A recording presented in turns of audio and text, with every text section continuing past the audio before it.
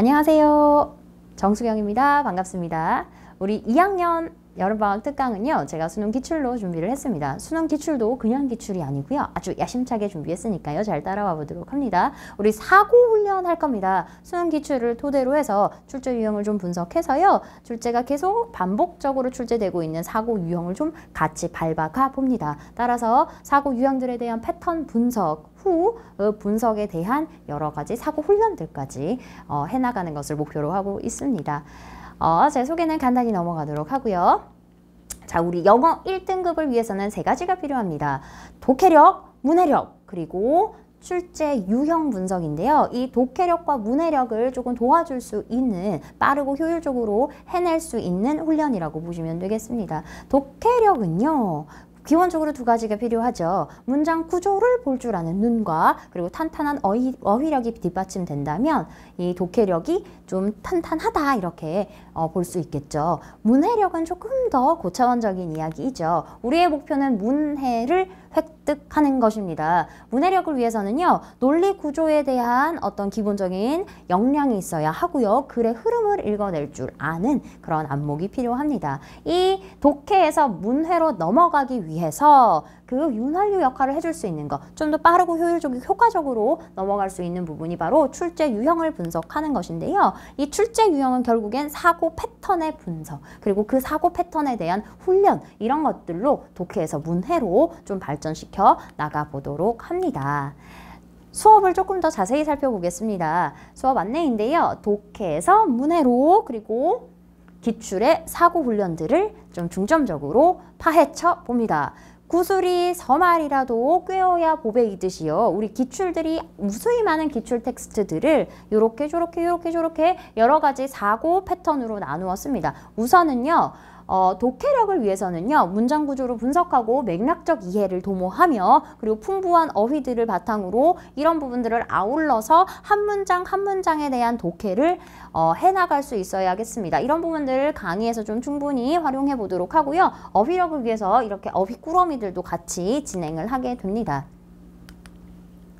출제 유형을 분석한다는 이야기는요, 막 기출들을 살펴보다 보면요, 탑 10 정도로 떨어지게 됩니다. 문제 유형이 아니에요, 이럴 때는요, 바로 사고 패턴입니다. 이게 어떤 것인지 좀 구체적으로 보여드리겠습니다. 여러분들이 읽게 되는 영어 텍스트는 이렇게 구성이 되어 있죠. 이렇게 둥둥둥둥둥둥 단어들이 떠다닙니다. 물론 이 사이사이에 무수히 많은 영어 텍스트들이 있을 겁니다. 영어는요, 여러분, 눈동자와 뇌의 협업이 반드시 필요합니다. 여러분들이 혹시나 영어 텍스트를 읽고 있는 것은 눈동자만 읽고 있지는 않는지, 그렇진 않은지요. 이 뇌라고 하는 이 사고하는 부분들은 또 빠져있진 않은지, 무슨 말이냐면요, 이러한 단어들을 읽었을 때 눈으로는 단어를 읽지만 머리로는 반드시 이 단어의 의미를 생각해야 되는데요.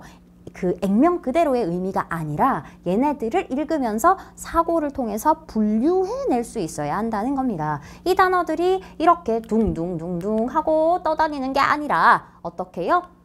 우리가 같이 훈련을 하게 되면 이런 단어들은 어떻게? 같다와 다르다로 분류될 수 있는 단어들입니다. 그러면 같다와 다르다라고 하는 이러한 사고 패턴으로 나올 수 있는 여러 가지 표현들을 같이 공부를 해보고요.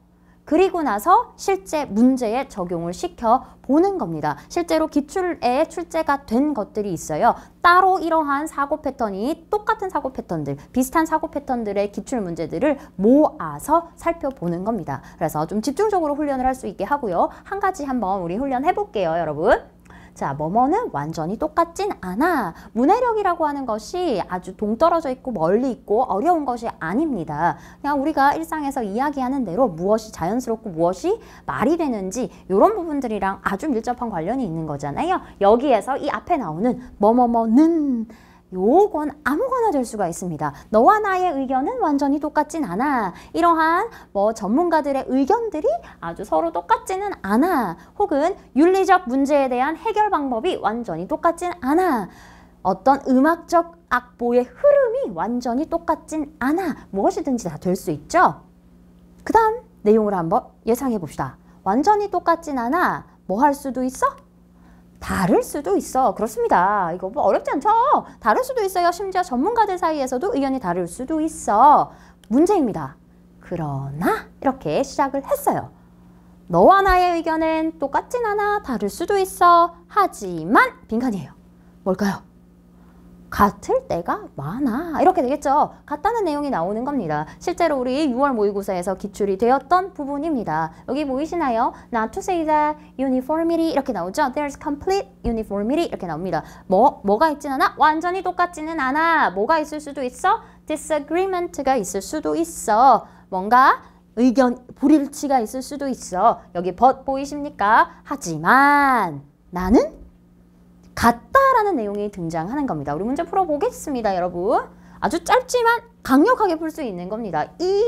이러한 긴 선택지가 우리 눈엔 어떻게 보여요? 이렇게 같다와 다르다는 단어로 분류가 싹 되면서 정답은 하나밖에 없죠. 이렇게 떨어지게 되는 겁니다. 이러한 훈련들을 같이 해내게 되는 거예요. 플러스 우리 긴 글을 추려서 읽는 것도 문해력 강화 훈련의 일종이 됩니다. 이것은 무엇이냐? 실제 출제되었던 건데요. 이렇게 5줄에 걸쳐 있는 이 문장이요. 잘 읽으면 잘 내용이 들어오지 않습니다. 이 문장을 어떻게 변신시키자? 이렇게 짤막하게 변신을 시킵니다.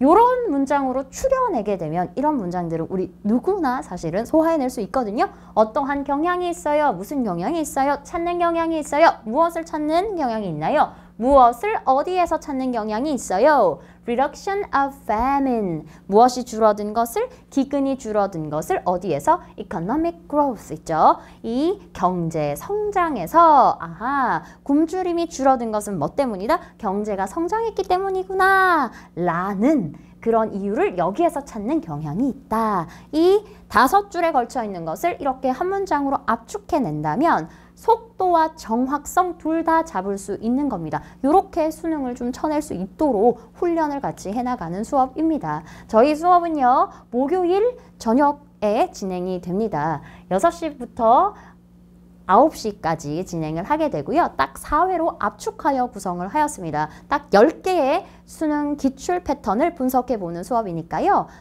압축적으로 하지만 아주 핵심 있게 같이 공부해보고 대비해낼 수 있으면 좋겠습니다. 감사합니다.